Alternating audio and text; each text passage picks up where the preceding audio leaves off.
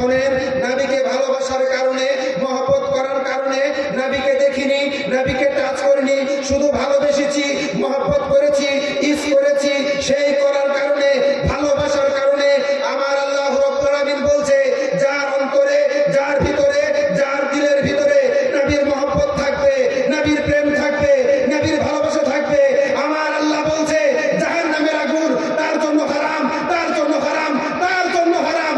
আমার আল্লাহ রাব্বুল আলামিন বলছে, হে আমার বান্দা বান্দি শোনো, যার অন্তরে, যার কলবে নবীর ভালোবাসা থাকবে, তাকে জাহান্নামের আগুন টাচ করতে পারবে না।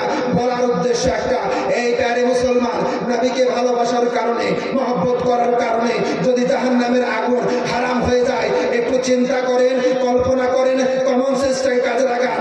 নবীকে ভালোবাসার কারণে যদি জাহান্নামের আগুন হারাম হয়ে যায়, তাহলে আপনারা এইখান থেকে বিচার করে বলুন, যে পেটের মধ্যে আমার নবী ছিল, সেই পেটকে আল্লাহ জাহান্নামে দেবে? এই দেবে? এই জোরে বলেন দেবে? আওয়াজ কোথায়? জোরে বলেন দেবে? হ্যাঁ, যে মায়ের পেটে আমার নবী ছিল, সেই মাকে আমার আল্লাহ জান্নাতে দেবে? এই দেবে? কখনো না। এই কি করে হতে পারে? আপনি বললেন নবীকে ভালোবাসার কারণে আল্লাহ জাহান্নামের আগুনকে মাফ করে দেবে। তাহলে চিন্তা করুন, যে নবী আমার 1 মাস নয়, 2 মাস নয়, 3 মাস নয়, 4 মাস নয়, একটা পর্যাপ্ত পরিমাণে সন্তান ভূমিষ্ঠ হতে যতদিন সময় মায়ের গর্ভে দরকার, ততদিন নবী আমার ছিলেন, ভূমিষ্ঠ হলেন। তাহলে বলুন, ভালোবাসার কারণে যদি আল্লাহ জাহান্নামের আগুনকে হারাম করে দেয়, নবী আমার যে মায়ের গর্ভের মধ্যে ছিল, সেই গর্ভকে কি আল্লাহ জাহান্নামে দেবে? দেবে? কি মনে হয় দেবে? যে নবীর নূর পিতার পেশানির মধ্যে, কপালের মধ্যে ছিল, আব্দুল্লাহর মধ্যে যে নবীর নূর ছিল, সেই কপালকে, সেই মাথাকে আল্লাহ জাহান্নামে জ্বালাবে?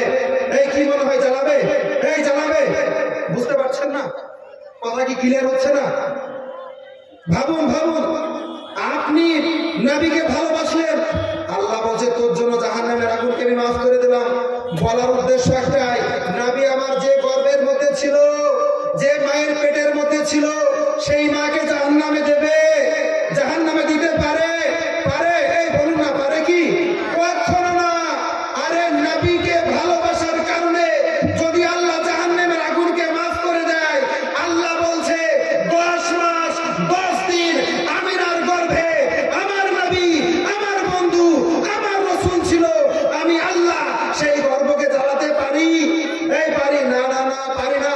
কিন্তু বর্তমান বাজারে কিছু কাঠমোল্লা বের হয়েছে, কাঠমোল্লা, নিজের বাপের ঠিক নেই, নিজের মায়ের ঠিক নেই। তুমি তোমার মায়ের চরিত্র পানে তাকিয়ে দেখো, তোমার বাবার চরিত্র পানে তাকিয়ে দেখো, তোমার বাবা জাহান্নামে যাবে, হাবিয়ায় যাবে না দোজখে যাবে, সেদিকে খোঁজ রাখলা না, আর তুমি পৃথিবীতে নবীর মায়ের প্রতি আগুন তুলছো। এরা ইমানদার? এরা ইমানদার? এই জোরে বলেন, ইমানদার হতে পারে? হতে পারে না? না। আমি কোথায় যাব সে খবর নাই। আর মোল্লা, কাঠমোল্লা বলছে নবীর মাতা পিতা যাবে কোথায়?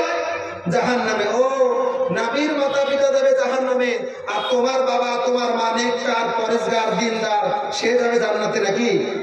আরে বর্তমান বাজারে 100-র মধ্যে 99% মানুষ সুদের সঙ্গে জড়িত।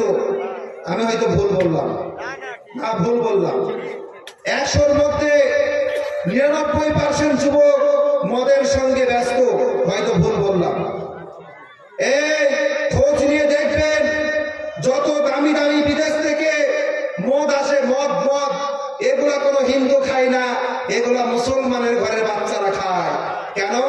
হিন্দুরা খায় চুল্লু, কম দামের, 50 টাকার রেট, এইগুলা হিন্দুরা খায়। আর মুসলমানের ছেলে ঈদের সময় ও বেরিয়েছে, ও ব্র্যান্ডেড মাল, 500, 1000, 2000 ব্র্যান্ডেড কোম্পানি, এগুলা কারা খায়? খোঁজ নিয়ে দেখেন, যত বড় বড় মদের কোম্পানি আর যত বড় বড় মদের দোকান আছে, এগুলো মুসলমানের যুবকরা বেশি চালাচ্ছে। ভুল বললাম মনে হয়? ভুল বললাম? হ্যাঁ, মুসলমানের ঘরে সন্তান চালাচ্ছে। সমাজ কি করে পরিবর্তন হবে? সমাজ কি করে পরিবর্তন হবে? কে পরিবর্তন করবে আপনাদেরকে? নবীর ভালোবাসা কি অন্তরে আছে? আছে। যে মুসলমান বলে যে নবীর মাতা পিতা জাহান্নামে যাবে তার ঈমান আছে? এসে বেঈমান, ঈমান থাকতে পারে না, না কখনো না। আমার আল্লাহ রাব্বুল আলামিন বলছে, জাহানের মানুষ তোমরা শোনো, পৃথিবীর সমস্ত মানুষ যদি স্ট্রাইক করে, নবীর সম্মানে যদি আঘাত করে, আর তারা যদি মনে করে নবীর সম্মানকে ছোট করে দেব, নবীর সম্মান আঘাত করব, আমার আল্লাহ রাব্বুল আলামিন বলছে, না বান্দা, না না, সারা জাহানের মানুষ যদি স্ট্রাইক করে, স্ট্রাইক করার পরেও আমার নবীর সম্মানকে 1 ইঞ্চি পরিমাণ ছোট করতে পারবে? পারবে? পারবে না। আজকে যারা বলছো নবীর মাতা পিতা জাহান্নামী, আজকে যারা নবীকে বড় ভাই বলছো, আজকে যারা নবীকে ভূতের সঙ্গে তুলনা করছো, জিনের সঙ্গে তুলনা করছো, শয়তানের সঙ্গে তুলনা করছো, তাদেরকে বলবো অপেক্ষা করো। কতদিন অপেক্ষা করবা? বেশি দিন নয়, হয়তো 100 বছর অপেক্ষা করো, কিংবা তার কম তার বেশি। তুমি যখন মারা যাবা, মারা যাওয়ার পরে আল্লাহ রাব্বুল আলামিন যখন তোমাকে কাল কিয়ামতের মাঠে হিসাব নিকাশের জন্য ওই ময়দানে তোলানো হবে, তোলার সাথে সাথে আমার আল্লাহ রাব্বুল আলামিন তোমাকে নামাজের আগে নয়, রোজার আগে নয়, আমার আল্লাহ রাব্বুল আলামিন বলবে, এ আমার বান্দা, আগে বল আমার নবীকে কেন গালি দিয়েছিস, আগে এই কথার উত্তর দে, তারপরে জান্নাতের মধ্যে যা। কি কর? আগে এই কথার উত্তর দে। নবীর ভালোবাসা অন্তরে ছিল না, নবীকে কটূক্তি করেছো, নবীকে গালি দিয়েছো, কেন দিয়েছো? আগে উত্তর দাও, তারপরে জান্নাতে যাও। ধরা পড়ে যাবে না? এই ধরা পড়ে যাবে না? ধরা পড়ে যাবেন। এই মুসলমান, কতদিন বাঁচবেন? বেশি দিনকার জিন্দেগি নয়, ক্ষণিকের জিন্দেগি। আমরা পৃথিবীতে আছি, খেলাফতের দুনিয়া, আমরা ভাড়ার ঘরে আছি। এ ঘর আমাদের পরিবর্তন করতে হবে, এ ঘর আমাদের ছাড়তে হবে, প্রত্যেকের জানা আছে। জানার পরেও আমরা কি মানছি? আমরা মানছি? আচ্ছা, এখানে যতজন ব্যক্তি বসে আছেন, আচ্ছা বলুন তো, এমন কে আছে? হাত তুলে একজন বলুন যে আপনি জানেন না আপনি মারা যাবেন। কেউ আছে এখানে যে আমি মারা যাব না, এই খবর আমার জানা নেই? কেউ আছে কি? কেউ আছে? সবাই জানে মারা যাবে, কিন্তু তারপরে আমরা মানছি। হালুয়া করেন? হালুয়া সবে বারাতে করেন? হালুয়া রুটি চলে তো? বর্তমান বাজারে মানুষ বলছে হালুয়া খাওয়া না জায়েজ, বিরিয়ানি খাওয়া না জায়েজ, তারপরে জিলাপি খাওয়া না জায়েজ। তাকে বলা হলো কি খাওয়া যাবে? তাও বলছে উটের পেশাব খাওয়া জায়েজ। তারপরে একটা গরু জবাই করেন, বলছে যা আছে নাড়ি গড়ি আতুরি বুতুরি, তারপরে আপনার চামড়া, গোবর টোবর, পেশাব যা আছে সব জায়েজ। কি গো? সব জায়েজ। এই শোনেন, আহলে সুন্নাত ওয়াল জামাত যারা নবীর আশিক, নবীর গোলাম, তারা হারাম খায় না। তারা কি খায়? তারা হালাল খায়। শবে বারাতে হালুয়া করেন? করেন তো? শবে বারাতে হালুয়া তৈরি করা জায়েজ, হালুয়া খাওয়া জায়েজ, রুটি খাওয়া জায়েজ, তাবারুক খাওয়া জায়েজ, সিন্নি খাওয়া জায়েজ, এই হালাল কাজ খাওয়া জায়েজ। যে বেটা না জায়েজ বলে, হারাম বলে, বেদাত বলে, শিরক বলে, সে মানুষ নয়, মানুষ নামে পাক্কা একটা পশু। সে কি পশু? কেন?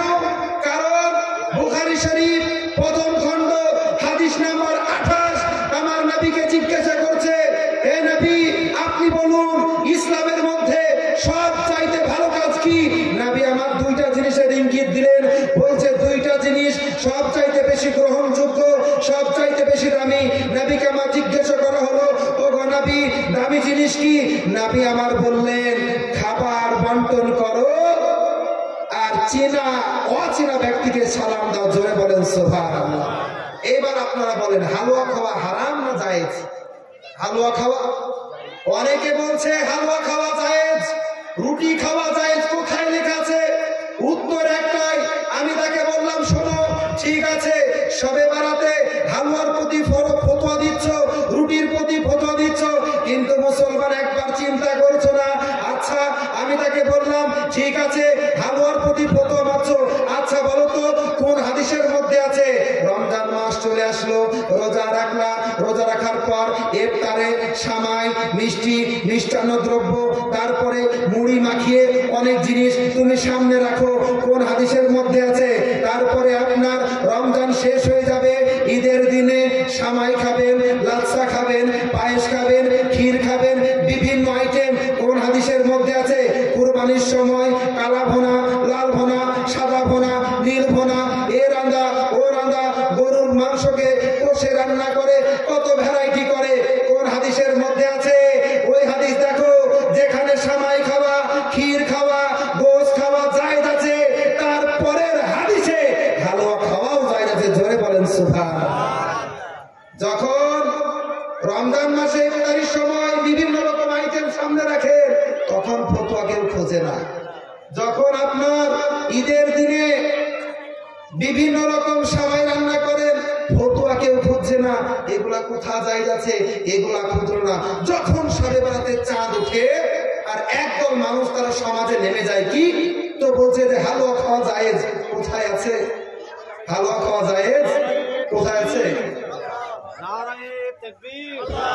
নারায়ে রিসালা, নারায়ে রিসালা, নারায়ে হায়দারি, নারায়ে হায়দারি, মাসলাকে আলা হযরত। মুসলমান, আপনাদের সম্মুখে উপস্থিত হয়ে গেছে। বক্তব্য কি শুনলেন? হুজুর আছে, অবশ্যই বক্তব্য শুনবেন। তো ইনশাআল্লাহ আমি বক্তব্য শেষের দিকে দু চারটি কথা বলে আমি শেষ করে দেব। তো প্রিয় মুসলমান, এইরকম সমাজে চলছে না? এই চলছে না? চলছে। আজকে মানুষ হালাল জিনিসকে ছেড়ে দিয়ে হারামের দিকে টানছে বেশি, আর হালালের ফটো মারছে। শোনেন, যেটা হালাল আপনি দেদারে খান, কোনো অসুবিধা নেই।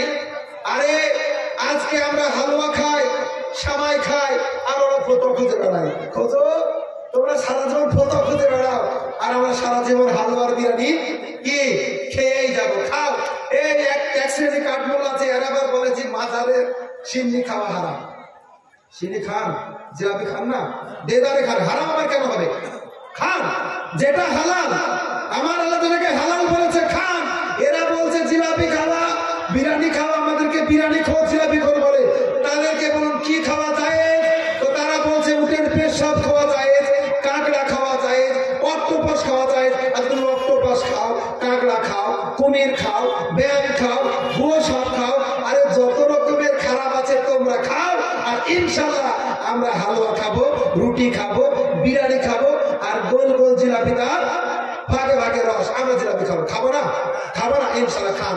হালাল জিনিস দেদারে খান, কোনো অসুবিধা নেই। কিন্তু হারামের কথায় যাওয়া চলবে না। মুসলমান আশিকানে মুস্তাফা, আমরা হলাম প্রত্যেকে নবীর আশিক। আমরা পৃথিবীতে চেষ্টা করব চলার পথে, বলার পথে, মানুষের সঙ্গে আপনার মেলজুলের সাথে আমরা সব সময় নবীর আদর্শকে সঙ্গে নিয়ে চলবো। বলেন ইনশাআল্লাহ। এই কেউ যদি আপনাকে পথভ্রষ্ট করার চেষ্টা করে, পথভ্রষ্ট হবে না। এই যে নবীর মাদ্রাসা চলছে, চলছে না? কত রহমতের জিনিস। আহারে, যে গ্রামে আল্লাহ বেশি রহমত নাজিল করে সেই গ্রামে মাদ্রাসা প্রতিষ্ঠিত হয়। আলহামদুলিল্লাহ, আপনাদের গ্রামে মাদ্রাসা, এই মাদ্রাসা উপলক্ষে জালসা, আর প্রত্যেকে মাশাআল্লাহ নবীর আশিক সম্মুখে বসে আছেন। নবীর প্রেম অন্তরে রাখতে হবে। শোনেন, যার ভিতরে নবীর প্রেম নাই, ভালোবাসা নাই, মহব্বত নাই, সে যদি হাফিজ হয়, কারি হয়, মুফতি হয়, মুহাদ্দিস হয়, শায়েখ হয়, সে যদি কাবার ইমাম হয়, মদিনার ইমাম হয়, মসজিদুল আকসার যদি ইমাম হয়, আর তার ভিতরে যদি নবীর ভালোবাসা, প্রেম, প্রীতি যদি কিছুই না থাকে, মৃত্যুর আগে খোদার কসম করে বলি মালাউন বেঈমান হয়ে মারা যাবে। ঠিক কিনা বলেন? এই ঠিক নয়? মালাউন বেঈমান হয়ে মারা যাবে। আর একটা রিক্সা চালায়, টুকটুকি চালায়, রাস্তার মধ্যে জুতা সেলাই করে, দিন আনে দিন খায়, মাঠে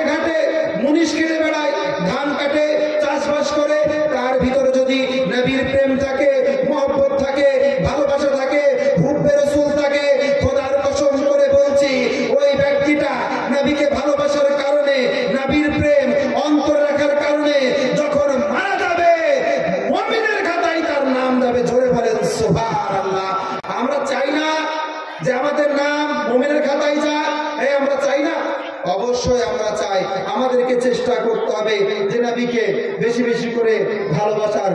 নবীর সঙ্গে যদি কানেকশন থাকে, কবরে ভয় আছে?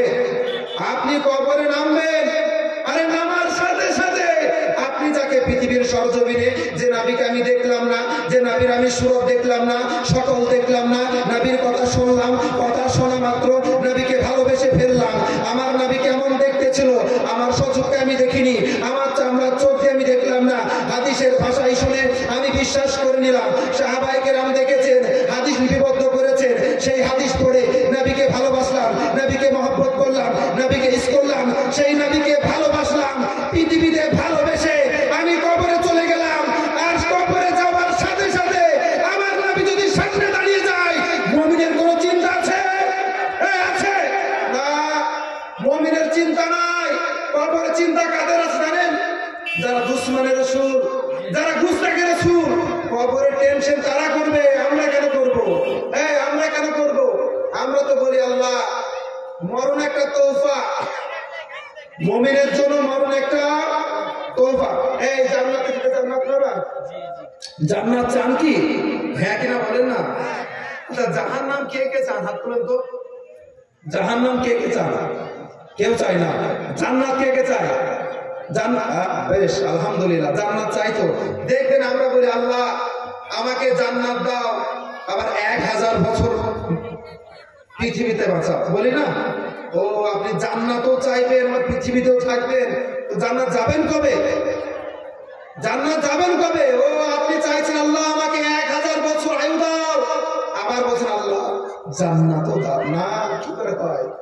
আরে মৃত্যু হলো মুমিনের জন্য তোহফা। কি মুমিনের জন্য তোহফা? মুমিন কোন সময় মৃত্যুকে ভয় করে? করে না। কেন করে না? মারা যাওয়ার সাথে সাথে প্রথম কাজ নবীর দর্শন। জোরে বলেন, জোরে বলেন। আশিকানে মুস্তাফা, এখানে যতজন বসে আছেন নবীর আশিক, নবীর প্রেমিক, নবীর ভালোবাসা, নবী আমার কেমন রহমত আমি আপনাদেরকে জানাবো। এই নবীকে আমাদের ভালোবাসতে হবে না? বাঁচতে হবে না? ইমানের মূল কে? আমার নবী নয়। ইমানের মূল কে? ইমানের মূল কে? আরে এইখানে আমরা বসে নবীর সঙ্গে কানেকশন রাখলাম, নবীর সঙ্গে ভালোবাসা রাখলাম, নবীকে মহব্বত করলাম, আমরা নবীকে দেখিনি, আমরা নবীকে টাচ পর্যন্ত করিনি। কেউ টাচ করেছেন? এই কেউ করেছেন? কেউ কি নবীকে দেখেছেন? কথা কি বুঝতে পারছেন আমার? বুঝতে পারছেন? আচ্ছা বলুন, নবীকে কেউ দেখেছেন সচক্ষে? কেউ টাচ করেছেন? এই শুনুন মুসলমান, শুধু কমন সেন্স, প্রত্যেকের দৃষ্টি আকর্ষণ করছি, বেশি সময়